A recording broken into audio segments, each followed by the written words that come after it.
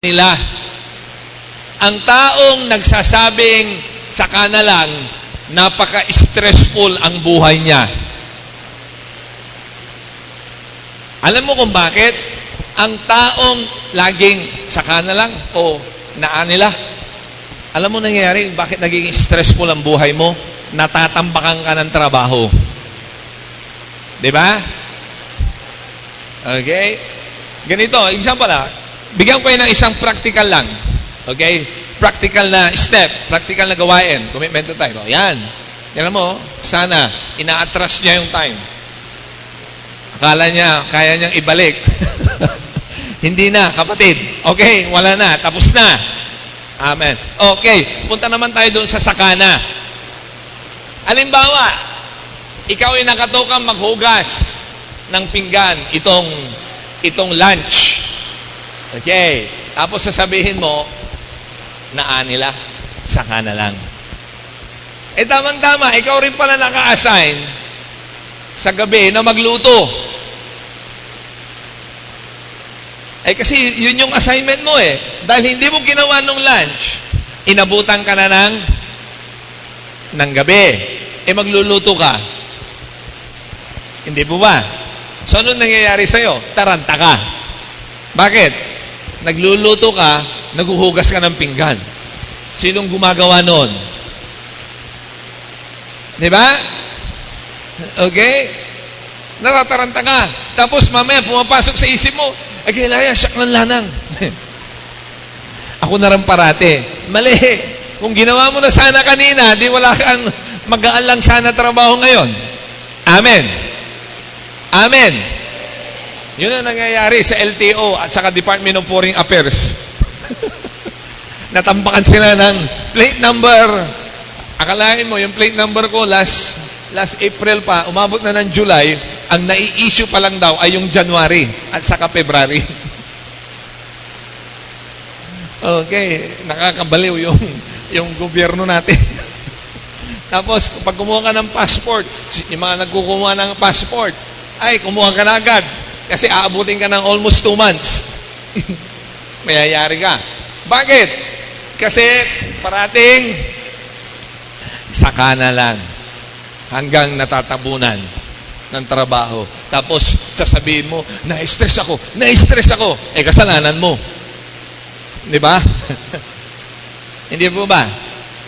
Okay? So, ang importante mga kapatid, tanggalin po natin yung attitude na saka na.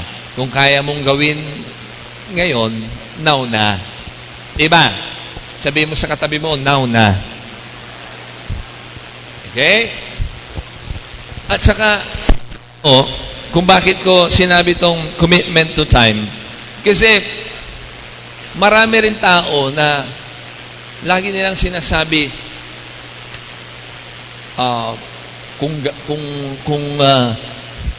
kung medyo bata-bata pa ako, sana naglingkod na ako sa Lord. Di ba? Noon ang sama ni Kumon.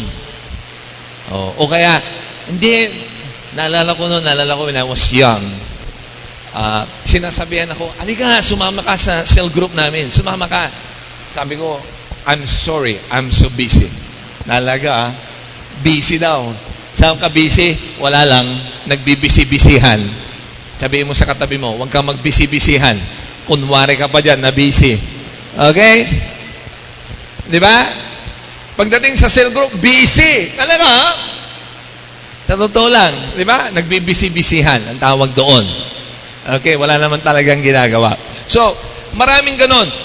Pero, when I met an accident, then doon ako nagising, and then I started to realize, Lord, okay, I'm going to serve you. I'm going to serve you na, Lord. Okay? Sometimes we need a lot of realization. Kasi dumadaan ang panahon, kailangan pagbutihin po natin. Tapos na nakaraan, mayroon tayong panahon ngayon. Amen. Huwag na nating pagsisihan yung nakaraan. Tapos na yun eh. Pag nagkamali ka. Ang gawin natin ngayon, pagbutihin na natin ngayon. Sabihin mo sa katabi mo, pagbutihin na natin ngayon. Parang walang sisihan mamaya. Okay ba? Amen. O, sige, high five mo yung katabi mo. Okay? Come on. Now, next line, bro. When it comes to time, dalawa lang ang mangyayari. When it comes to time, dalawa lang. Bro, next. Okay, pindot. Invest it or, yung isa, bro. Or waste it. Okay? Dalawa lang yan. Dalawa lang ang mangyayari. Pagdating sa panahon, dalawa nangyayari. Nag-i-invest ka para sa mamaya or sinasayang mo oportunidad mo. Ulitin ko ha, when it comes to time, it's either you invest it or you waste it. Amen. Bigyan ko ng illustration. Sa bawat time na binibigay mo sa mga mahal mo sa buhay, hindi po yang nasasayang. Okay? As long as you give your time to those people that you love, it is not wasted. Actually, you are investing it. Ano bang ibig sabihin, Pastor? Okay? Kasi, example kami, I see to it that we have our family time. Pumunta kami sa mall. Anong gagawin namin sa mall? Maglalakad-lakad lang. Magtatago-taguan lang yung mga anak ko doon sa mall, sa may damit. At siyempre, nagsha-shopping kami. Amen. Galing, ha? Si Pastor nagsha-shopping. Windows nga lang. Window shopping. Okay? Lakad-lakad lang. It's a form of exercise. But I want you to realize this. Minsan iniisip ko parang nasasayangan ako. Pero hindi pala nasasayangan. Alam mo kung bakit? Kasi kasama ko yung mga anak ko. Okay? Why this is important? Because I'm investing my time to them. Amen. Para pag lumaki sila, they will always remember what their dad has done to them. So, yun ang tinatawag kong time is invested. Now, makinig kayo okay? Mamaya, patutunayan ko sa inyo na may forever. Oo. Tawanan yung mga kabataan. Patutunayan ko sa inyo na may forever. Okay? Pagkatapos itong preaching na ito, ha? Tandaan nyo yan. Ilagay nyo sa isip nyo. Okay? Mamaya. And then I will prove to you. And talagang totoo na may forever. It's true. Okay? Ngayon, when you give your time to God, it's not wasted. Kasi minsan, pag pumunta tayo sa church or pumunta tayo sa cell group, we think it's a waste. No. In fact, something is happening inside of you. You just don't know yet. But you see, kung ano yung pinaglalaanan mo ng panahon, mga kapatid, okay, yun ang mga bagay na importante sa'yo at later on, doon ka huhugot ng lakas. Okay? Ngayon, kung parati ka sa Facebook at nagka-problema ka later on, mahuhugot ka ba ng lakas sa Facebook? Iyari ka dyan. Kaya maraming depressed na kabataan ngayon. Sikat na sikat sa Facebook. Okay? Puro selfie dito, selfie doon. That's for me. Okay? Sawa na kami sa mukha mo. Parang awa mo na. Okay? It's better when you post something in the Facebook, mag-post ka ng something that is uplifting. Di ba? Hindi po ba? Alright. So, don't waste your time, rather invest it. Amen. Now, 3 aspect of time. Mabilis lang po ito kasi may bibigyan ako ng diin mamaya. Thank you, Lord. 3 aspects so that time is not wasted. Number 1, know your purpose. Know your purpose. Ano ba ang layunin mo sa buhay mo? Hello? Sino nasubukan na dito, minsan umupo na mag-isa at nag-isip at sinabi niya, ano kayang gagawin ko sa buhay ko? Sinong ginawa na nun? Pakitaas ang kamay. Okay? Mayroon bang kasagutan? Mayroon ka bang kasagutan na kuha? Mamaya, tutulungan kita sa sagot na yon. Okay? Kasi ang daming ngayon na tao na they don't know their purpose. Hindi nila alam kung bakit sila nabubuhay. And sad. Very sad. Okay? Pangalawa, align your priority. Align your priority. Tanungin mo yan katabi mo, anong priority mo?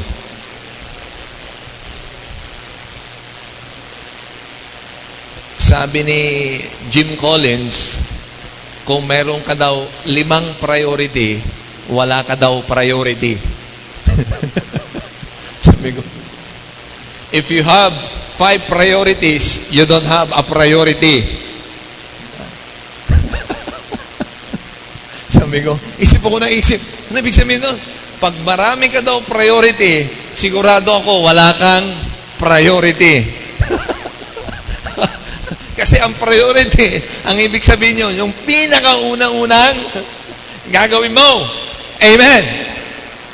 Ngayon, kung marami kang prioridad, ang gulo-gulo ng buhay mo. That's why, hindi mo alam kung anong inuuna mo. Ang dami kayang bagay na pinapakialamin natin. Pati problema ng kapitbahay natin, problema mo. Sa dami na nga ng problema mo, pinoproblema mo pa yung kapitbahay mo, pinoproblema mo pa yung kumari mo. Nako po, yari ka dyan. Ano ibig sabihin nun? Okay? It's important for us to understand, if it's not your priority, don't mingle with it. Huwag mo nang guluhin pa. Huwag ka nang sumausaw. Amen. Amen. Para umayos ang buhay mo. Pangatlo, okay, kasi mamaya, didiinan ko ito so that you will know. Pangatlo is this. Pursue your passion. Pursue your passion. Ano yung passion? Yung mga bagay na gustong mong gawin. These are what we call passion. Okay? Ito yung passion na kahit hindi ka babayaran, gagawin mo. Bakit? Gusto mong gawin eh. Kahit magsakripisyo ka, yeah! Gagawin mo. Bakit? Passion mo eh. Di ba? Amen ba? Okay? Naalala ko noon, nagko-coach pa ako ng mga kabataan sa barangay namin, sa Barangay Pias. Karamihan doon sa mga players, lasenggo, at saka naninigarilyo. Okay? Now, pag dumating ang liga, akalain mo, for 3 to 4 months, hindi ang maninigarilyo at hindi ang iinom. Bakit? Kasi gustong manalo. Ano ibig sabihin? Alam mo, gusto makaiwas sa bisyo? Pursue your passion. Kung bakit nalululong ka sa bisyo, wala kang ginagawa kasi na may katuturan. Pagtataka ka, okay, sasabihin namin, Coach, walang iinom ha, walang maninigarilyo, may laban tayo bukas. Upo, Coach! Talaga naman. Akalain mo, kaya nilang hindi uminom ng matagal. Bakit? May goal eh. May passion. Amen. Amen po ba? So, ikaw din, kung may passion ka, makakaiwas ka sa kung ano-ano mga bagay na nakakasama sa'yo. Why? Because you have a passion. Tignan mo yung katabi mo. May passion ba siya?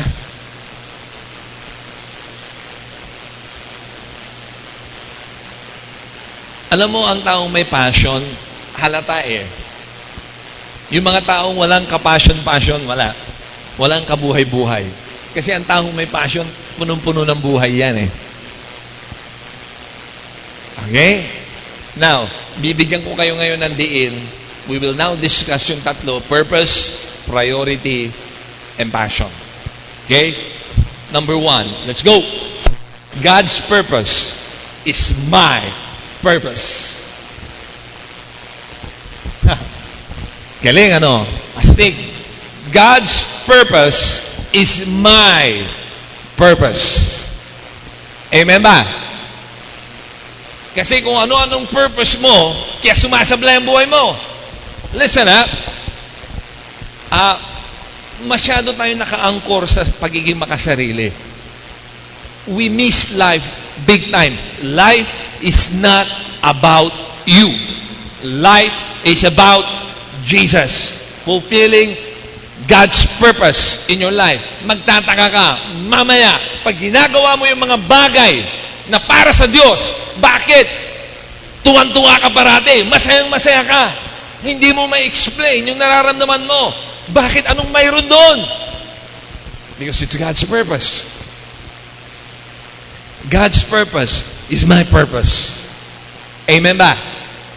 Tingnan mo natin. Anong sabi sa verse? Luke chapter 4, verse 18 to 19. The Spirit of the Lord is upon me. He has anointed me to bring good news. Sabi niya, inanoint ako ng Panginoon para dalhin ang magandang balita. Amen. God has anointed us to bring the good news. Not bad news. Good news. Anointed me to bring good news to the poor. Ano nangyayari? Balik bro. Okay? Good news to the poor. He has sent me to proclaim the captives will be released, that the blind will see, that the oppressed will be set free, that the time of the Lord's favor has come. Yan ang purpose ng Panginoon. Ang mapalaya ka sa lahat ng hindi magandang pananaw sa buhay. Ang makita mo na grabe pala ang pagpapala ng Diyos sa'yo, na mayroong pabor ang Diyos sa'yo. Amen! Yan ang purpose ng Panginoon. Akala ko noong araw, ang Diyos pumunta dito para i-judge tayo. Hindi. Pumunta ang Panginoon para bigyan tayo ng buhay. So that we can enjoy life. So that we can have a great life. Kaya nga pinangalan natin yung church na Great Life. Naniniwala kami na you will have a great life in this world. Amen po ba? Na pwede palang mabuhay ng masaya, ng may pagpapala. Hindi po ba? Na hindi parating miserable ang buhay. Listen. Jesus came to set the captives free, to make the blind see, that the oppressed will be set free, and to proclaim that God's favor is here. Tell me, did Jesus bring religion? No. Religion was invented by men. Okay? Jesus, tingnan mo, yan ang mangyayari sa'yo. Yan ang mangyayari sa'yo. You'll be set free. You'll be set free. Grabe po yung nangyayari sa isang taong pinalaya ng Diyos. Tumataas ang self-esteem, umaayos ang pagtingin sa sarili, umaangat sa kahirapan, at umaasenso sa buhay. Bakit? Tingnan niyo yung huli. May pabor eh. The Lord's favor. Sabihin mo sa katabi mo, may pabor. May pabor. Sabihin mo sa katabi mo, may pabor eh. Come on.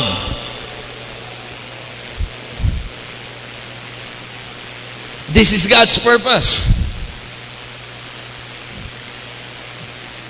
That we will experience.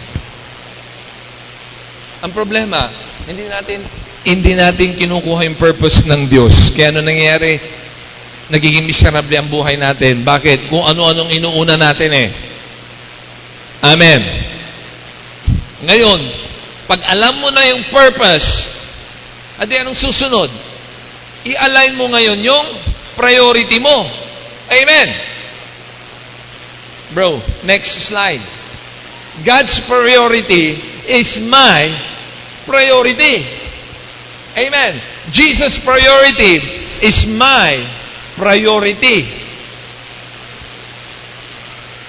Matthew chapter 6 verse 33 declares that if you seek first God's kingdom, it will be added unto you. Amen. Matthew 6:33. Hindi ko na ilagay dyan. But you can write it down. Matthew 6:33. Totoo po ito. na pag inuna mo ang Diyos, inuna mo ang mga bagay ng bagay para sa Diyos, lahat ng pangangailangan mo susunod. Hello? Sino dito naranasan na yon? Pakitaas ang kamay. Pastor, ako, naranasan ko na yon. Amen. Marami na nakaranas. Para doon sa mga ganun lang. Okay? Tingnan nyo ito. Ang nilagay kong verse, napakaganda. Romans chapter 12, verse 2. Don't copy the behavior and customs of this world, but let God transform you into a new person by changing the way you think. Sa ibang translation, be transformed by the renewing of your mind. Anong babaguhin ng Panginoon sa'yo? Come on, anong babaguhin sa'yo ng Panginoon? It's your mind. The way you think.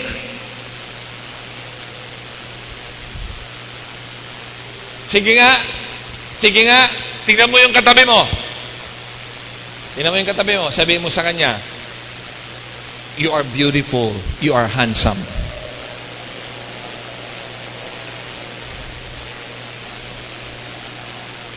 Sino ditong naniwala? Pakitaas ang kamay. Yung hindi naniwala, may problema sa self-esteem. Nakita nyo? No, I'm not kidding. I'm not kidding. Kasi akala natin yung mga magaganda, yung artista lang eh. Hindi. Akala natin yung mga guwapo, mga artista lang. Hindi. Yung iba, nagpapastor. Hindi. Joke lang. Okay? Amen. What I'm trying to say, guys, sometimes what hinder us is the way we think, the way we view ourselves. May isang Amerikano na missionary. Nakita niya, alam ko na kung anong problema sa mga Pilipino. Ang problema sa mga Pilipino, yung kanilang pag-iisip, mababa ang tingin nila sa kanilang mga sarili. Sabi ko, totoo. Pero ilagay mo ang Pilipino sa ibang lugar, sa ibang nasyon, sa ibang environment, magtataka ka, aangat siya. Bakit? Kasi nawawala na yung maling pananaw. Brothers and sisters, let God transform the way you think. Let the Word of God transform the way you think. Ang kahirapan ay nasa kaisipan. Uulitin ko, naway tumanim ito sa inyong mga kaisipan. Mahirap ka dahil yan ang paniniwala mo. Hello? Kawawa ka dahil yan sa paniniwala mo. Hello? Sorry kung naging matapang na ako. Gusto na kayong magising. Okay? Palitan mo na yung pananaw mo. Ilagay mo sa isip mo na pinagpala ka ng Diyos. Amen. Amen po ba? Tapos na yung mga nakaraan. Tapos na yung mga negative na tinanim mo sa isip mo. For God's sake, rise up, get up. Alam mo, nung una, ganito ginawa ko nung nasa college ako eh. Aaten ako ng church. Sabi nila, mahina ang English ko. Ako naman, hindi ako naniniwala. Sabi ko. So pagdating ng church, biglang mayroon kaming time na, let's pray for one another. Pray for one another. Alam mo kung sino hahanapin ko? Amerikano, Australiano. Yung mga ibang Pilipino, ayaw nila. Ako, lalapitan ko. Sabihin ko, can I pray with you, brother? Oh. Sabi ko, lakas na loob ko. Mas matangkad siya sa akin. Sure, my dear brother. Sabihin naman nung ako maglilid ng prayer. What? Do you have any prayer requests? Not much, but you can pray that I will have a good health. Sabi, okay, I pray. Sabi nung Amerikano thanks, brother, for that good prayer. It was good, sabi niya. Oh, kita mo? Pagkatapos ko, ang taas ng tingin ko sa sarili ko. Hallelujah! Kayang-kaya ko palang mag-pray ng English. Di ba? Amen! Amen po ba? Sabihin mo sa katabi mo, nasa pagtingin mo lang sa sarili mo yan. Amen? Let God transform you. Let your priority now, i-align po natin yung priority natin with the priority of God. And you will see the big difference. I can guarantee you, in just 1 month, pag inuuna mo ang mga bagay para sa Diyos, aayos ka. Amen. Aayos ka. Amen. Amen. Amen po ba? Mababawasan na tayo ng katulong na pinapadala sa Middle East at sa mga Hong Kong, sa Singapore. Ay! Naiyak ako. College graduate. Licensed teacher. Trabaho. Ay! Domestic helper. Grabe, naiyak ako doon. Lord, may problema kami. Ano kayang gagawin namin? So, ang tagal kong pinag-aralan. Makinig kayo. Pinag-aralan ko yan. Ang tagal. Bakit nagiging ganon ang Pilipinas? Ang mga Pilipino, bakit ganon? Yung pala, dahil sa ating maling pananaw. Sabi mo sa katabi mo, panahon na para ayusin natin. Mayroon pa tayong time. Diba? Sabi mo sa katabi mo, now na. Amen. Ayusin na natin.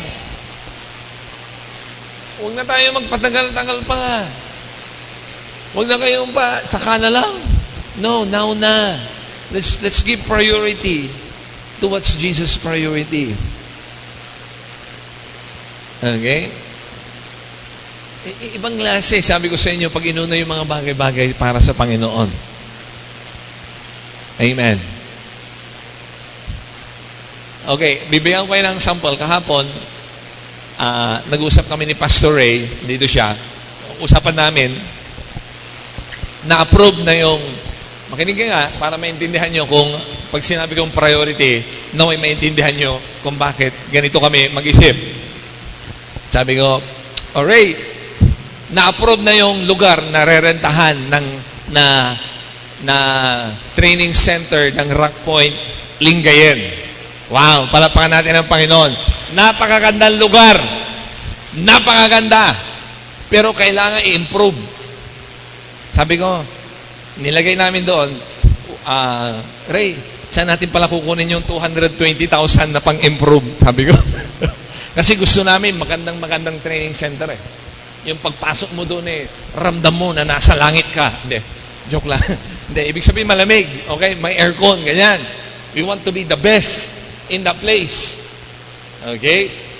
Sabi ko, saan natin kukunin yun, Ray? Sabi ko, well, sabi ni Lord, basta maniwala tayo, huwag na tayong mag-compute. O nga, no? O sige, pag by faith tayo, bahala na. Tapos, ang monthly rent pa nun, 16,000.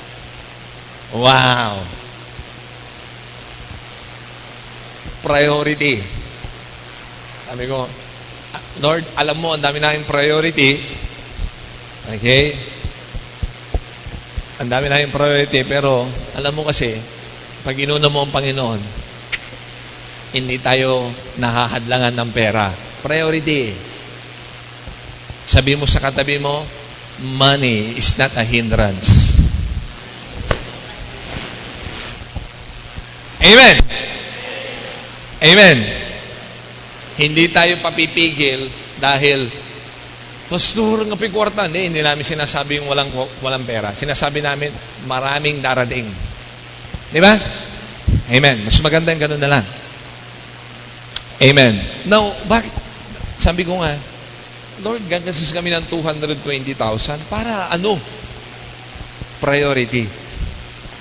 Because we want to see young people, not only young people, professionals, raise up that they will have the priority of God. Amen. Now, mahal yon pero hindi namin tinitingnan yung pera. Si Lord magpo-provide. Amen ba? Nagtataka na kayo, no? Magastos pala dito. Oo. Amen. Magastos sa gawain ng Panginoon. Oo. Pero, magtataka ka, nagpo-provide. Sabihin mo sa katabi mo, alam mo ba na nagpo-provide si Lord? Ulitin ko para maintindihan nyo. Si Lord nagpo-provide. Ang hinihingi lang niya, make Him your priority. Gawin mo lang na priority parati ang Diyos.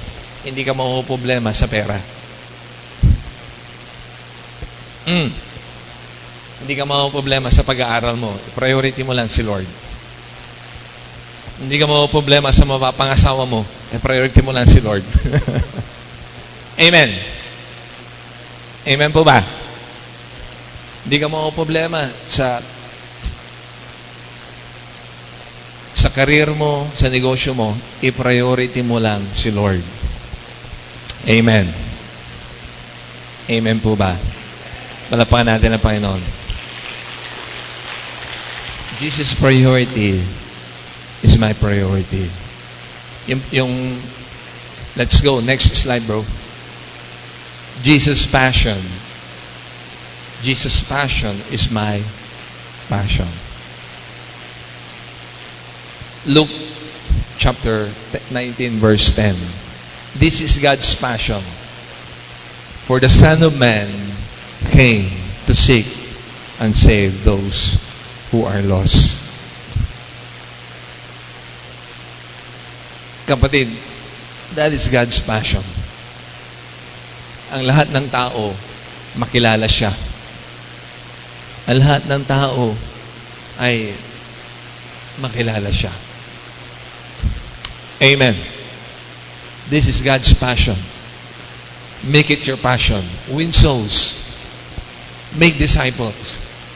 This is our passion. When you make this as your passion, you can never go wrong. Last time in-interview si T.D. Jakes. T.D. Jakes ay isang pastor. Nag-interview sa kanya si Oprah Winfrey. Tinanong siya, what is your opinion of same-sex marriage? Sinagot ni T.D. Jakes, my opinion doesn't matter. But what matter is what the Word of God says. And what the Word of God says, sabi niya, homosexuality is a sin. I don't share my opinion. I'm a pastor, I'm called to share the Word of God, sabi niya. Tapos ito nangyari. Bakit? Nung tinanong siya ni Oprah, bakit ganito nangyari? Naipasa ang same-sex marriage. Simple lang ang sagot ni T.D. Jakes. Because we don't share Jesus anymore. We are ashamed. We are ashamed. When was the last time you shared the love of God, the love of Jesus to your friends, to your classmates? Sabi niya. That's why we are messed up. And I said, oh nga, no? What would change lives? What would change lives? Paano ba mababago ang isang tao? Bring her to Jesus. You cannot change her. Hindi mo siya kayang baguhin. Pero subukan mong dali siya sa Diyos. Ilapit mo siya sa Panginoon. Ang Panginoon ang magbabago sa kanya. Amen. Share your testimony. Amen po ba? Amen po ba? Wow. Di ba kayo natutuwa dyan? Sabi ko, nga, no? Kung ano-anong sinishare natin. Minsan gusto pa natin i-share yung, alam mo, yung kabaluktutan at kabastusan. Yung pang gusto natin i-share. Hindi ba? At pinagmamalaki pa natin, pinagtatawanan pa natin. I said, wow. Pero pag i-share natin about the love of Jesus, about the love of God, we feel, ano ka? Di ba? But when in fact, it's the thing that will transform a person's life. This is God's passion. This is Jesus' passion. I've come to seek and save which are lost. Tayo yun. Buti na lang nakilala na natin ang Diyos. Blessed na blessed tayo, kilala na natin siya.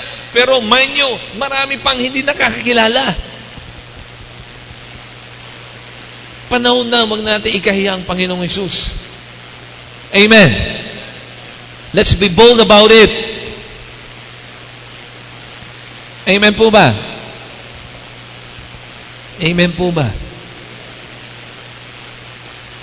Alam mo ba kung anong pinaglalaban ng ISIS? Familiar ba kayo sa ISIS? Sinong familiar sa grupo ng ISIS? Pakitaas. Ang ISIS, there are the Muslim extremists. Alam mo pinaglalaban nila? Hindi ito tungkol sa pera, ang labanan. Hindi ito tungkol sa military. Ang kanilang pinaglalaban, ang kanilang maling pananampalataya.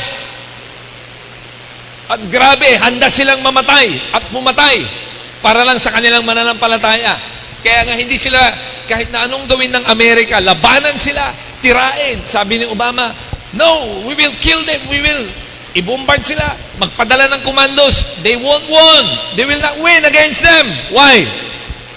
Kasi sabi ng mga pastors, mali kasing labanan ang ginagawa. The labanan is no longer just weapons of warfare. Hindi na ito talagang yung barilan na ng basta.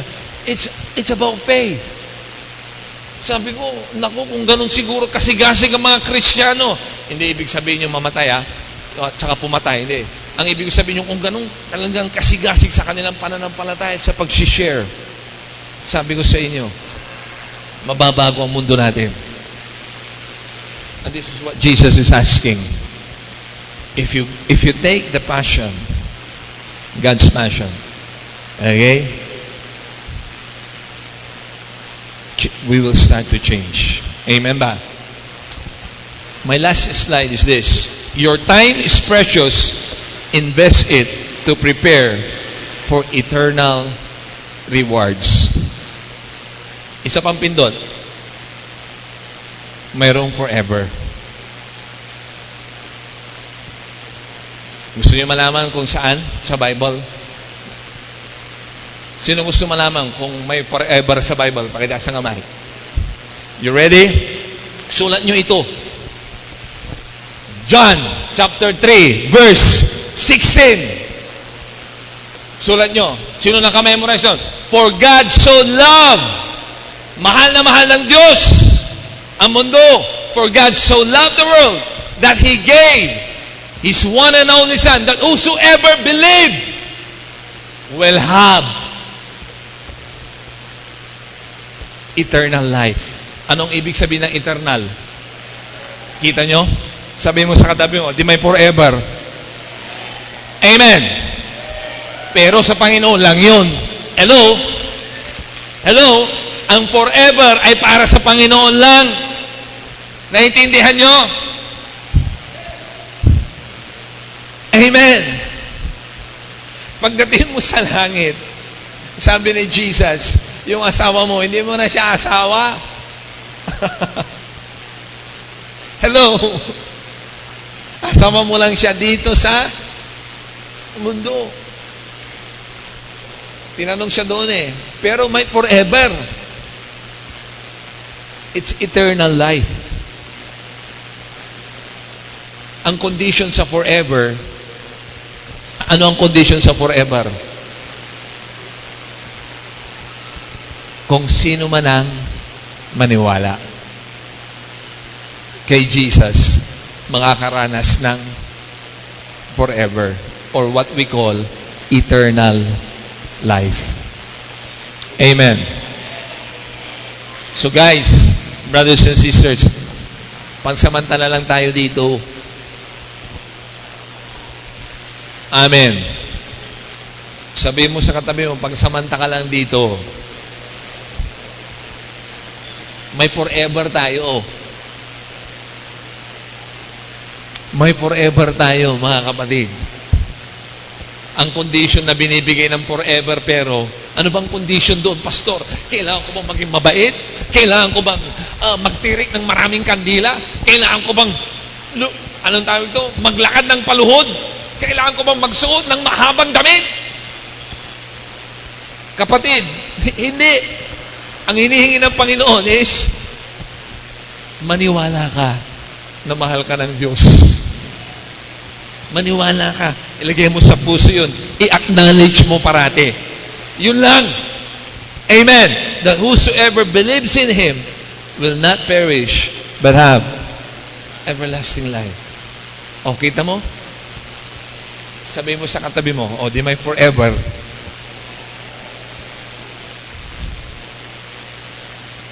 Amen ba? Ang tanong ko naman pero, gawin nating personal. Pwede ba? Ikaw, may forever ka na ba? Ala ka. Di ba? Ako, may forever na ako. Sigurado na ako eh. Sa puso ko, in-acknowledge ko ang Panginoong Jesucristo. So, I will experience eternal life later on. Why? John chapter 3, verse 16. Amen. Let's all stand.